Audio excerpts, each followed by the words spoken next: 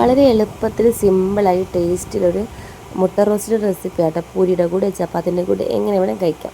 അപ്പോൾ അതിന് വേണ്ടി ചീനച്ചട്ടി ചൂടായിട്ടുണ്ട്. അതിലോട്ട് നമ്മൾ കുറച്ച് വെളിച്ചെണ്ണ ഒഴിച്ച് കൊടുക്കാം. ഇനി നമുക്കിതിലോട്ട് ഗ്രാമ്പു ഏലക്കായ ഇട്ട് കൊടുത്തിട്ട് കട്ട് ചെയ്ത് വെച്ച സവാളയും പച്ചമുളകും ഇഞ്ചിയും വെളുത്തുള്ളി തക്കാളി ഇട്ട് കൊടുക്കാം കേട്ടോ.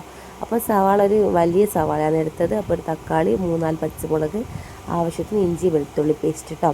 അതിൽ ഉപ്പും കൂടി ഇട്ടിട്ട് നമുക്കിതുപോലെ ഒന്ന് വഴറ്റിയെടുക്കാം. നല്ലോണം വയന്ന് വരുന്തോറും നമ്മുടെ മുട്ട റോസ്റ്റ് നല്ല ടേസ്റ്റ് ആയിരിക്കും കേട്ടോ. ഇനി നമുക്കിതൊന്ന് അടച്ച് വെച്ച് കുറച്ച് നേരം നന്നായിട്ടൊന്ന് മീഡിയം ടു ഹൈ ഫ്ലെയിമിൽ വെച്ചിട്ടൊന്ന് വേവിച്ചെടുക്കാം കേട്ടോ. എന്നിട്ട് നമുക്ക് ഇടയ്ക്കൊന്ന് ഇതുപോലെ തുറന്ന് നോക്കിയിട്ട് ഒന്നുകൂടെ ഇളക്കി കൊടുത്തതിന് ശേഷം ഒന്നുകൂടെ അടച്ച് വെച്ച് കുറച്ചുകൂടെ ഒന്ന് വാടം വരെ ഒന്ന് വെയിറ്റ് ചെയ്യാം. നമുക്കിതിലോട്ട് കുറച്ച് മുളക് ഇട്ടെടുക്കാം. ഒരു 1.5 ടീസ്പൂണോളം മുളക് പൊടിയും ഒരു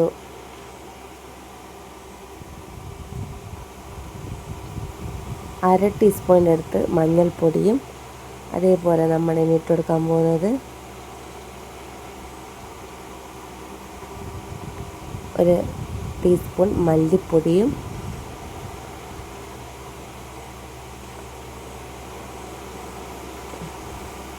കുറച്ച് ഗരം മസാലയും ഒരു 1/4 ടീസ്പൂൺ ഗരം മസാലയും അതേപോലെ കുരുമുളക് പൊടി 1 ടീസ്പൂണും കൂടെ ഇട്ട് കൊടുത്തിട്ട് എല്ലാം കൂടെ ഒന്ന് നന്നായിട്ടൊന്ന് പച്ചമണം മാറും വരെ നമുക്കൊന്ന് എന്താക്കാം വഴറ്റിയെടുക്കാം കേട്ടോ.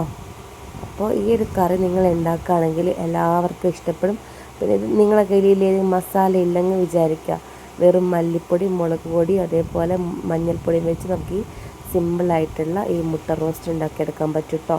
അപ്പോൾ ഇതും കൂടെ കുറച്ചുകൂടെ ടേസ്റ്റ് ആയിരിക്കും, അത്രയേ ഉള്ളൂ.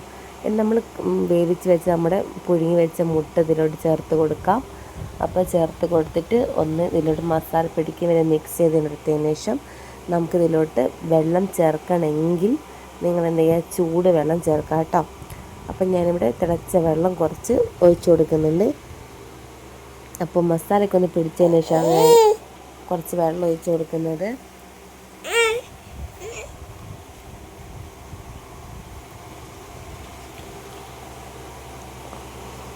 അപ്പം തിളച്ച വെള്ളം ഒഴിച്ച് കൊടുത്തതിന് ശേഷം നമ്മളിതുപോലെ ഒന്ന് ഇളക്കി കൊടുത്തിട്ട് നിങ്ങൾക്ക് കുറച്ചുകൂടെ ഗ്രേവി വേണമെങ്കിൽ കുറച്ചുകൂടെ ഒഴിച്ച് കൊടുക്കാം കേട്ടോ.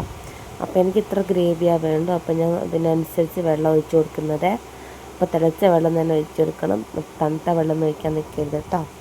അപ്പോൾ നമ്മളൊക്കെ ഒഴിച്ച് കൊടുത്തതിന് ശേഷം ഒന്നുകൂടെ ഇളക്കി കൊടുത്തിട്ട് ഉപ്പൊക്കെ വേണമെങ്കിൽ ഒന്നുകൂടെ ഇട്ട് കൊടുത്തതിന് ശേഷം നമുക്കിതൊന്ന് ലോ ഫ്ലെയിമിലിട്ടൊന്ന് അടച്ച് വെച്ചിട്ട് ഒന്ന് ഓഫാക്കി കൊടുക്കാം കേട്ടോ. ഗ്യാസ് ഓഫ് ചെയ്തിട്ട് നമുക്ക് ഇത് പെട്ടെന്ന് തന്നെ കഴിക്കാൻ പറ്റും കേട്ടോ. അപ്പോൾ നമ്മുടെ പൂരിയുടെ കൂടെയാണ് ഇതൊരു കഴിക്കാൻ പോകുന്നത്. അങ്ങനെ നമ്മുടെ മുട്ട റോസ്റ്റ് ഇവിടെ റെഡി ആയിട്ടുണ്ട്. അപ്പം നല്ല ടേസ്റ്റാണ്, എല്ലാവരും ഒന്ന് ട്രൈ ചെയ്ത് നോക്കുക. അപ്പോൾ എൻ്റെ ചാനൽ ഇഷ്ടപ്പെടുകയാണെങ്കിൽ സബ്സ്ക്രൈബ് സപ്പോർട്ട് ചെയ്യുക. അപ്പോൾ മറ്റൊരു വീഡിയോ ആയിട്ട് വരാം. Thank you.